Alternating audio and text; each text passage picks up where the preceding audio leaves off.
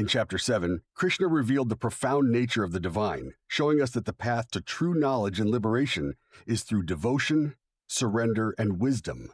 But as we move forward, Arjuna, still deeply engrossed in the complexities of life and death, asks another crucial question. What happens to the soul after death? What happens when the body perishes, and how can we attain the ultimate state of liberation? Arjuna's question reveals the universal curiosity of humanity. What is the fate of the soul? And how can we ensure that our journey after this life leads to liberation? Krishna's response in Chapter 8 delves into the mysteries of the soul's journey after death and the significance of the final moments of life. It is a chapter that speaks to the heart of every seeker, for it answers one of life's deepest questions. What happens when we die? And how do we prepare for that inevitable transition? Krishna begins with the concept of the eternal soul. He states, "The soul is neither born nor does it die. It is eternal, beyond time and space." This is a powerful revelation. While the body is subject to birth and death, the soul remains indestructible, untouched by the passage of time. The soul transcends the physical realm, existing beyond the material world of change and decay. This understanding offers profound peace. It means that we are not our bodies, not our possessions, not our fleeting thoughts. We are the eternal soul, ever present, ever existing. The process of death, Krishna explains, is an opportunity for the soul to transition from one body to another.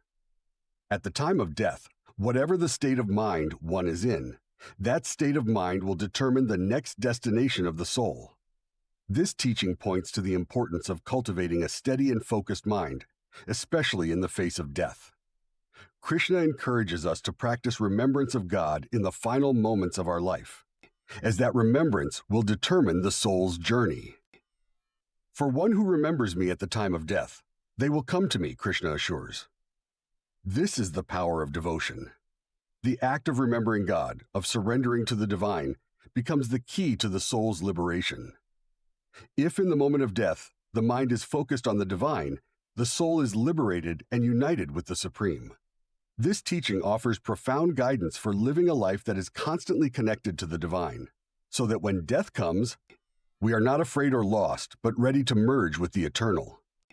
But Krishna also explains that the journey of the soul is influenced by its past actions. Those who have cultivated knowledge, those who have lived with righteousness, will attain liberation. The soul follows its past actions and ascends to higher realms of existence. However, for those who have been immersed in worldly pleasures, who have lived lives driven by ego and attachment, the journey is different. The soul is reborn in another body, continuing the cycle of life and death until it is finally liberated through self-realization. In this chapter, Krishna introduces the concept of the Brahman, the supreme, the ultimate reality, the formless consciousness that is the essence of everything. Brahman is the eternal, imperishable truth. It is the source of all creation, the ultimate goal of the soul, Krishna says. The soul's ultimate aim is to merge with Brahman, to return to the source from which it came. This return is not a journey across space, but an inward journey of self-realization, of seeing the oneness of all existence, and of realizing that we are already that supreme being. Krishna also speaks about the process of meditation and the importance of focus in the final moments of life. He says, "One who meditates upon the Supreme with an undistracted mind, focusing all their thoughts on the divine, will achieve union with me." This teaching underscores the significance of meditation in the spiritual journey. It is through meditation that we cultivate the ability to focus the mind, to turn our attention inward, and to realize our true nature. Krishna provides specific instructions on how to meditate. Concentrate your mind on me, fix your consciousness on the divine, and do not allow your mind to be distracted by the external world.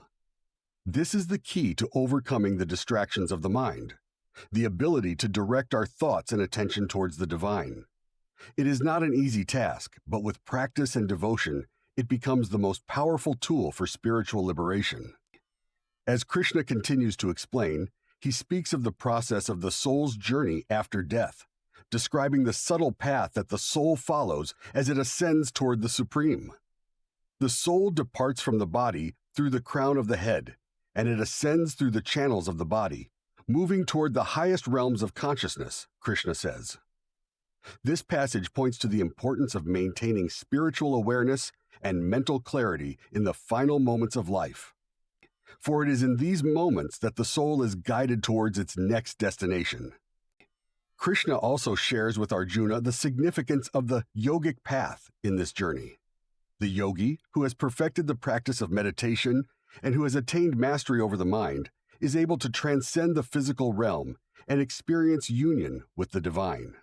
Those who have mastered the art of yoga, Krishna explains, can leave their bodies at will and merge with the supreme consciousness. This is the ultimate goal of yoga: to transcend the limitations of the material world and to experience the oneness of the divine. Krishna then emphasizes the eternal nature of the soul, stating, "The soul is beyond birth and death, beyond the limitations of time. It is unchanging, eternal, and ever-present." This is the foundation of spiritual wisdom, the realization that we are not our bodies, not our minds, but the eternal soul, free from birth and death. The soul is never born and never dies. It is always present, always one with the divine. As we close Chapter 8, Krishna reminds Arjuna of the importance of cultivating a steady mind and a heart full of devotion. Those who remain focused on the Supreme, those who live their lives in constant remembrance of the divine, will achieve the highest state of liberation, he concludes. The essence of this teaching is clear. The soul's journey is not just about physical death, but about the death of the ego, the shedding of attachments, and the realization of our oneness with the divine. In Chapter 9, Krishna will take us even deeper into the mysteries of the divine, revealing the power of faith and devotion, and the ultimate path to liberation. Stay with us as we continue this sacred journey of self-realization.